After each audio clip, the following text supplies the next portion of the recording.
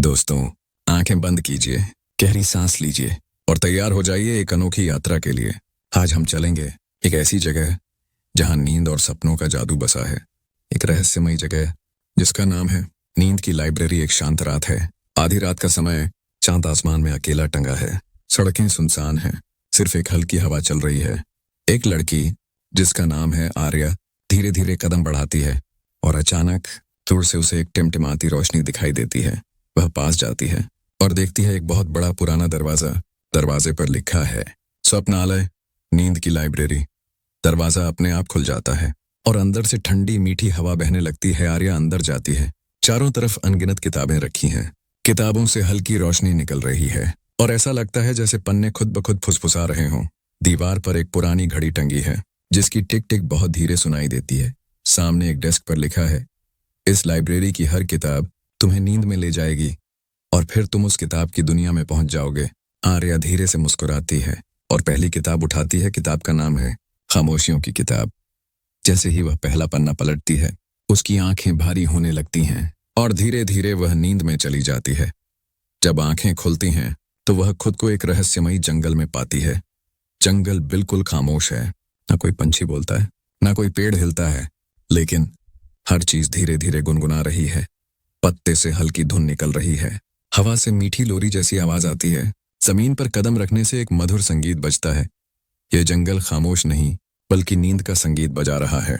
आर्या उस जंगल में चलते चलते इतनी शांति महसूस करती है कि उसकी सांसें और धीमी और भारी हो जाती हैं। वो वापस लाइब्रेरी में जागती है और एक और किताब उठाती है। इसका नाम है अधूरी कहानियां। किताब खुलते ही वह फिर नींद में चली जाती है और खुद को एक छोटे से शहर में पाती है। यहाँ हर इंसान कोई ना कोई कहानी सुना रहा है, लेकिन कोई भी कहानी पूरी नहीं होती।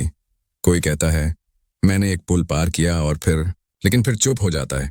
कोई कहता है मैं दरवाजा खोला और देखा कि, और रुक जाता है। पूरा शहर अधूरी बातों और अधूरे सपनों से भरा है। आर्या समझ जाती है ये शहर उन सपनों का ठिकाना है जो लोगों की जिंदगी में अधूरे रह गए। अब आर्या तीसरी किताब उठाती है। इसका नाम है यादों का बक्सा। नींद में जाते ही वह खुद को एक बड़े कमरे में पाती है। कमरा लकड़ी के बक्सों से भरा है। वह एक बक्सा खोलती है तो उसमें से बच्चे की हंसी बाहर आती है। दूसरा बक्सा खोलती है तो उसमें माँ की लोरी सुनाई देती है। तीसरे बक्से से एक बूढ़े की अकेली सांसें बाहर निकलती हैं। जब आर्या अपना बक्सा खोलती है तो उसमें से उसके बचपन की आवाज आती है, उसकी माँ की मीठी आवाज जो उसे सोने से पहले कहानी सुनाया करती थी। आर्या की आंखें नम हो जाती हैं, लेकिन दिल बेहद हल्का महसूस करता है। जब वह वापस लाइब्रेरी में आती है तो नोटिस करती है कि दीवार पर लगी घड़ी की टिक टिक तेज हो गई है। अचानक डेस्क पर एक बूढ़ा आदमी बैठा दिखाई देता है। सफेद दाढ़ी, गहरी आंखें। वह लाइब्रेरियन है। वह धीरे से कहता है, यह लाइब्रेरी उन लोगों के लिए है जो अपनी थकी हुई आत्मा को सुकून देना चाहते हैं। हर किताब एक सपना है और हर सपना तुम्हें नींद की गहराई में ले जाता है। आर्या पूछती है, क्या मैं हमेशा यहाँ रह सकती हूँ? बूढ़ा मुस्कुराता है, हाँ, लेकिन याद रखना, हर किताब तुम्हें तुम्हारी असली दुनिया से थोड़ा और दूर ले जाएगी। अब आर्या को एक किताब दिखाई देती है जिस पर लिखा है अंतिम दरवाजा। वह किताब खोलती है और गहरी नींद में चली जाती है। उसके सामने एक दरवाजा खड़ा है। दरवाजे के उस पार सिर्फ आसमान है जिसमें लाखों तारे चमक रहे हैं।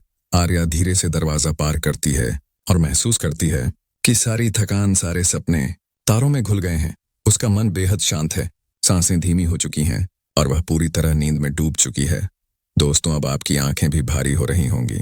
आप भी इस नींद की लाइब्रेरी में खो जाइए और अपने सपनों की किताब खोल लीजिए। शुभ रात्रि। आंखें बंद कीजिए, गहरी धीमी सांस लीजिए, हौले से छोड़िए और सोचिए कि आप एक लंबी पहाड़ी सड़क पर चल रहे हैं। बहुत पुरानी बातें हैं, उन दिनों की जब पहाड़ भी अपने सिर पर बादलों के महल सजाए रखते थे। आज मैं तुम्हें एक ऐसे गांव के बारे में बताने जा रहा हूं जो दिन में सोता है और रात में जिंदा होता है। उसका नाम है तारों का गांव। यह गांव किसी मानचित्र पर नहीं मिलता, न कोई रास्ता जो सीधे वहां जाए। बस एक पतली सी पगडंडी है जो बादलों के बीच से होकर गुजरती है, और जो भी उस पगडंडी पर चलकर पहुंचे उसे लगता है जैसे वह खुद एक सपने की ओर बढ़ रहा हो। कहानी का केंद्र है एक अकेला यात्री।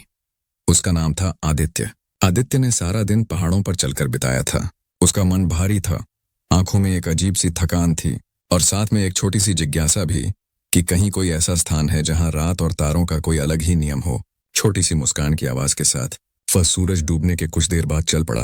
हवा में मिट्टी की खुशबू थी, पत्तियों की सरसराहट थी और धीरे धीरे जहां तक आंख देख सकती थी बादल मोड़े की तरह घिर आए।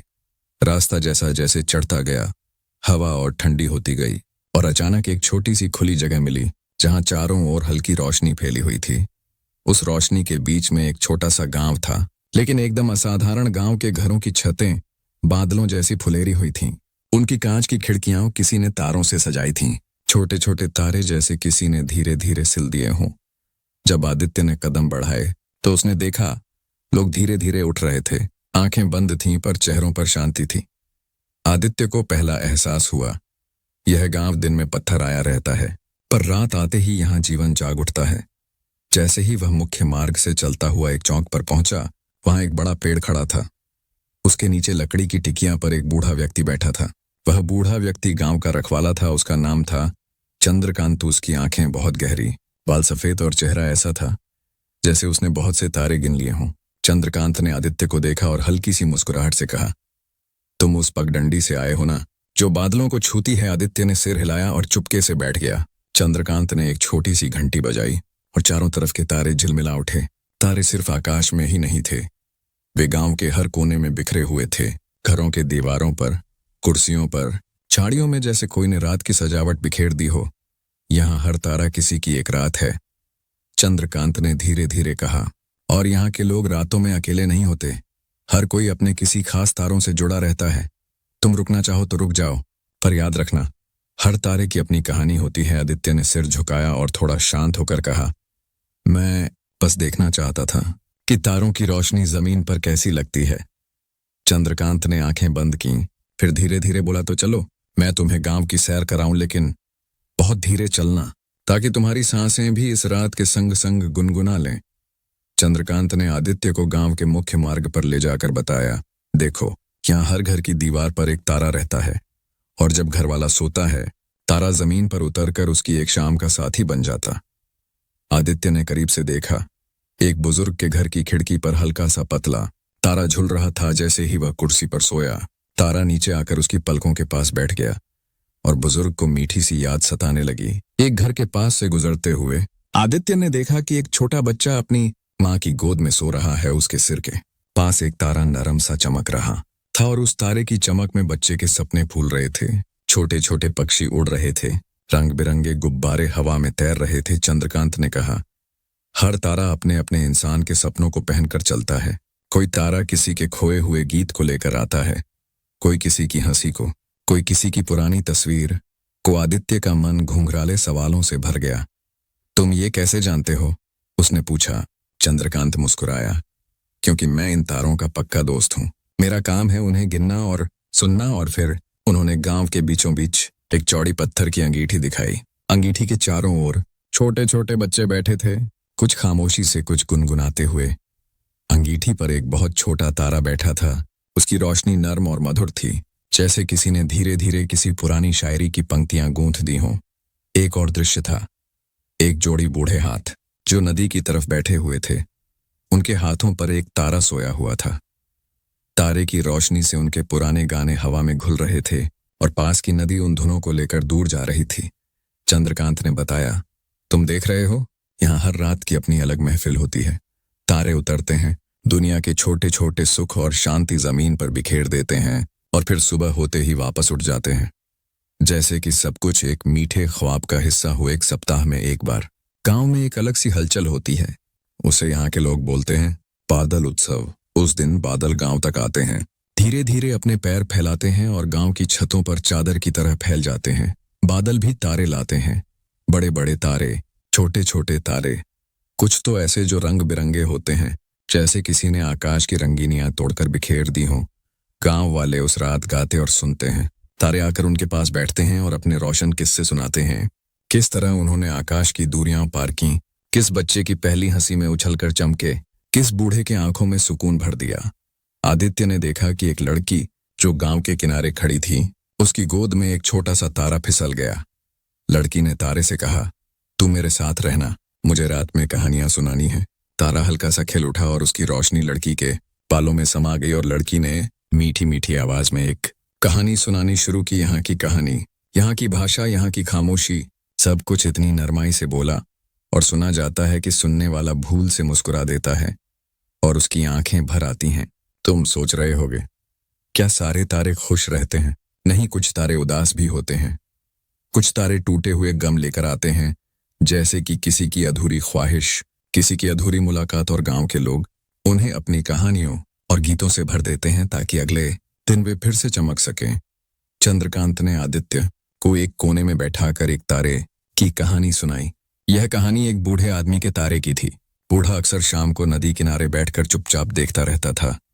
उसकी आंखों में एक खाली जगह थी। उस बूढ़े का नाम था हरिदास। उसने कई बरस पहले अपनी पत्नी को खो दिया था। वो पत्नी जिसके साथ उसने हर रात आकाश के नीचे गुनगुनाते हुए गीत गाए थे। हरिदास की तन्हाई इतनी गहरी हो चुकी थी कि उसका तारा भी कभी कभी फीका पड़ जाता। एक बार बादल उत्सव में हरिदास का तारा बहुत उदास था। उसकी रोशनी धीरे धीरे धुंधली हो रही थी। गांव के बच्चे और पड़ोसी मिलकर हरिदास के लिए एक छोटी सी संगीत सभा करने लगे। लड़के लड़कियां अपनी पुरानी कहानियां लेकर आए। 2-4 लोग अपनी पुरानी गिटार की तारों को छेड़ने लगे और किसी ने धीरे धीरे उस बूढ़े की पत्नी की यादों की बातें सुनाई। उस रात हरिदास ने पहली बार अपने आंखों से सुकून की बूंद निकाली और तारे ने फिर से चमकना शुरू किया। बताया जाता है कि जब हरिदास ने कभी कभार हंसी उड़ेलने की कोशिश की तो उसका तारा आसमान में जाकर खोले हुए सितारों के बीच में आलोक भर देता था। यह गांव सिर्फ चमकने का नहीं, बांटने का भी गांव था। यहाँ लोग अपने अंधेरे भी बांट देते थे ताकि हर तारा फिर से जिंदा हो सके। आदित्य जब इन कहानियों को सुन रहा था तो उसे अपने अंदर कुछ बदलता हुआ महसूस हुआ। वह भी अपनी जिंदगी के कुछ ऐसे तारे लेकर आया था। अधूरी कहानियां, खोई हंसी, एक पुरानी ऐसी मुस्कान जिसे उसने खोया हुआ समझ लिया था। रात के बीच में चंद्रकांत ने कहा, तुम्हारे साथ भी एक तारा है? आदित्य ने हैरानी से पूछा, क्या मेरा भी? चंद्रकांत ने अपनी झुर्रियों भरी हथेली खोली और उसमें एक नन्हा सा धुंधला तारा चमक रहा था। यह तारा तुम्हारे पुराने सपने हैं, चंद्रकांत ने कहा। तुमने उसे कई सालों से बिना देखे रखा था पर उसने तुम्हारा इंतजार किया। आदित्य ने आंखें प्यासी सी अंधेरों में घुमाई और फिर उसने अपनी आंखें बंद कर लीं। वह महसूस करने लगा कि उसके सीने के अंदर एक हल्की सी धड़कन है, जैसे कोई छोटी सी लौ बुझी हुई हो और अब धीरे धीरे फिर से जल उठ रही हो। चंद्रकांत ने धीरे से कहा, अगर तुम चाहो तुम उस तारे को अपने पास रख सकते हो। उसे संभालो, उसे सुनो, उसे अपनी रातों में शामिल करो। आदित्य ने अपनी हथेली तारे के समान रखी और उसकी हथेली में जैसे गर्मी फैलने लगी। पुराने किसी गाने की पंक्ति कानों में गूंजी और आंखों के पिछले दरवाजे से कुछ नर्म सी यादें सरक कर आईं। उस रात आदित्य ने गांव के एक किनारे पर बैठकर अपने अंदर की पुरानी किताब खोली और उसने अपनी अधूरी कविता की 2-3 पंक्तियां उन तारों को सुनाई। तारों ने चुपचाप सुनकर अपनी रोशनी कुछ और गाढ़ी कर ली और आदित्य की आंखों से बह निकलने वाली एक एक बूंद ने उसे हल्का कर दिया। समय धीरे धीरे बीतने लगा। सुबह के पहले कुछ क्षणों में गांव की सभी चीजें झट से शांत हो गईं। तारे घरों की छतों पर चढ़ने लगे, बादल धीरे धीरे अपनी जगह पर लौटने लगे और गांव का हर व्यक्ति कुछ पल के लिए अपने अपने बिस्तर पर शांत हो गया। आदित्य को अब जाना था। उसने चंद्रकांत से विदा ली। चंद्रकांत ने उसे एक छोटी सी घंटी दी। जब भी तुम्हें लगे कि अंधेरा बहुत घना हो गया है, इस घंटी की आवाज से अपने अंदर के तारे को जगा लेना। आदित्य ने गांव की पगडंडी पकड़ी और जैसे ही वह अपनी पहली सीढ़ी चढ़ा, उसने पीछे मुड़कर देखा। पूरा गांव बादलों में लपटा हुआ और तारों की हंसी हवा में गूंज रही थी। वह जानता था कि शायद वह फिर से लौटेगा, पर साथ ही उसे यह भी मालूम था कि अब उसके अंदर भी एक तारा है जो उसे कभी अकेला नहीं छोड़ेगा। अब जब तुम अपनी आंखें धीरे धीरे बंद कर रहे हो तो कल्पना करो, अपने भीतर एक नन्हा सा तारा जग रहा है। वह तुम्हारे हृदय के पास महक रहा है, तुम्हारे सांसों के साथ थोड़ा सा झूम रहा है। सुबह के पहले की उस ठंडी ठंडी हवा में उस तारे की रोशनी तुम्हारे चेहरे पर धीरे धीरे फैलती है। तुम महसूस करते हो कि सारी थकान हल्की पड़ने लगी है। तुम्हारे कंधे ढीले हो गए हैं, सांसें धीमी हो गई हैं और तुम्हारे विचार एक एक करके शांत हो रहे हैं, जैसे पत्थरों पर से पानी की बूंदें धीरे धीरे उतर रही हूं। अब मैं धीरे से कहूंगा, तुम्हारा तारा तुम्हारे साथ है। वह तुम्हारी रातों को सजाएगा, वह तुम्हारी सुबहों में हल्की रोशनी ले आएगा। शुभ रात्रि। और जब तुम सो जाओ तो याद रखना, कहीं दूर पहाड़ों पर बादलों के बीच एक छोटा सा गांव है जहां तारे जमीन पर आकर लोगों की कहानियों को गुनगुनाते हैं और कहीं तुम्हारे भीतर भी वही कहानी धीरे धीरे चल रही है तुम्हारे अपने तारे की कहानी दोस्तों। अब हमारी यात्रा सितारों के उस गांव तक पूरी हुई जहां हर रात आसमान अपनी आंखें बंद करता है और सपनों की नदी धीरे धीरे बहती रहती है। अगर आपकी आंखें अब तक भारी हो चुकी हैं तो यही इस कहानी का असली जादू है। अब आप भी नींद की उसी गहराई में उतर जाइए जहां यह गांव आपका इंतजार कर रहा है। धन्यवाद, आपने इस कहानी की नर्म राहों पर मेरे साथ सफर किया। आपको मीठे, शांत और सुकून भरे सपने। आयन शुभ रात्रि।